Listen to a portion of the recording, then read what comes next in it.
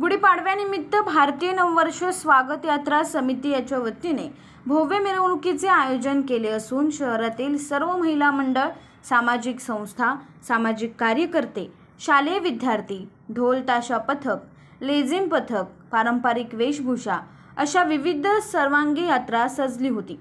या ठिकाणी कुस्तीपटू वैष्णवी पाटील तसेच उत्तम कामगिरी करणारे शहरातील काही नागरिक व स्वागत यात्रा समितीचे सभासद यांना सन्मान चिन्ह देऊन सन्मानित करण्यात आले।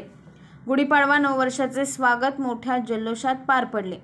यावेळी आमदार डॉक्टर बालाजी किनीकर, नगराध्यक्ष सुनील चौधरी, गुलाबराव करंजुले पाटील, पुरुषोत्तम उगले महाराज, भालचंद्र भोईर, सर्जेराव माहूरकर, भरत फुलोरे, अभिजित करंजुले पाटील, अप्पा मालुसरे, खानजी धल, नगरसेवक सुभाष साळुंके, तुळशीराम चौधरी, रवींद्र पाटील, सामाजिक कार्यकर्ते अविनाश सुरसे, दीपक कोतेकर, अप्पा कुलकर्णी, धनंजय गुरव, महिला आघाडीचे सुवर्णा साळुंखे, सरिता चौधरी, भारतीय नववर्ष स्वागत यात्रा समिती अध्यक्ष रत्नाकरजी व कविताजी तसेच मोठ्या संख्येने स्थानिक नागरिक उपस्थित होते।